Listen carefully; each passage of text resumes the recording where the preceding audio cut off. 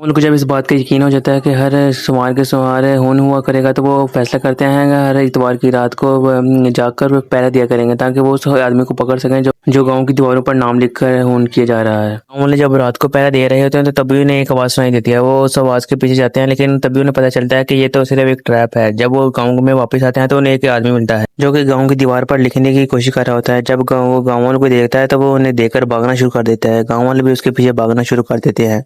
हार कर गाँव वाले उसे पकड़ लेते हैं और उसका निकाब उतारते हैं, तो वो उन्हें पता चलता है तो ये कि तो गाँव वाला ही है। दूसरी तरफ सब इंस्पेक्टर दुर्गा डॉक्टर को गाँव की दीवार पर नाम लिखते हुए देख लेती है, जिसके बाद वो उसे कहती है कि इसको मेरे हवाले कर दो, वरना गाँव वाले तो तुम्हें वैसे भी नहीं छोड़ेंगे। लेकिन डॉक्टर खुद को दुर्गा के हवाले नहीं करता, जिसके बाद दोनों में झड़प होना शुरू हो जाती है। डॉक्टर जल्दी से उसे बेहोशी का इंजेक्शन लगा देता है और दीवार पर नाम लिखकर उसके अपने साथ ही ले जाता है। डॉक्टर जब इंस्पेक्टर को एक कमरे में ले जाकर बंद कर देता है, तो वो उससे पूछती है कि तुम ये सब क्यों कर रहे हो और इन सब हत्याओं के पीछे तुम्हारा क्या मकसद है। तो वो डॉक्टर उसे बताता है कि गांव में एक लड़की हुआ करती थी जो कि एक डिसऑर्डर का शिकार थी, लेकिन गांव वाले ने उसकी मजबूरी समझने की बजाय इस्तेमाल किया और हर गांव वाले ने अपना काम निकालने के लिए उससे ज्यादती की।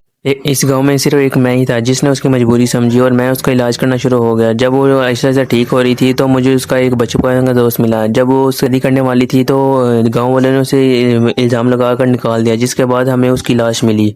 लेकिन थोड़ी सी जांच करने पर हमें पता चला कि कुछ गांव वालों ने मिलकर उसकी हत्या की है, जिसके बाद हम उसका बदला ले रहे हैं। और अब तक हम 5 ही लोगों को मार चुके हैं, लेकिन अब आरी रह गई है। जब इंस्पेक्टर से पूछता है कि आरी कौन है, तो वो बताता है कि वो और कोई नहीं, मुखिया की बीवी ही है। दूसरी तरफ गाँव का मुखिया जब हवेली में दाखिल होता है, तो उसकी बीवी से पूछता है कि क्या खूनी पकड़ा गया, तो वो उसे गुस्से से देखकर उसका गला दबा देता है और उसे बेड पर फेंक देता है। लेकिन मुखिया की बीवी भी होशियार होती है, वो सराहने के नीचे से हंजर उठाती है और उसके पीठ पर मार देती है। जब उसे ये हंजर लगता है, तो वो उसे गुस्से से दीवार पर मार देता है, जिसके बाद वो जमीन पर गिर जाती है। लेकिन मुखिया उसे पकड़कर ऐसे नीचे फेंक देता है, जिसके बाद वो कहता है कि तुम जैसी औरतों ने इस गाँव को बर्बाद किया हुआ है नाजायज संबंध बनाकर। इसके बाद वो पेट्रोल लेता है और अपनी बीवी को जला देता है। ये सब होता हुआ डॉक्टर देख रहा होता है, क्योंकि वो हवेली की दीवार पर ही चढ़ा हुआ था। लेकिन जब सुबह पुलिस आती है, तो मुखिया झूठ बोल देता है और कहता है कि मेरी बीवी ने इस गांव की जान दे दी है ताकि और कोई हत्या ना हो सके। और दूसरी तरफ जब डॉक्टर मुखिया की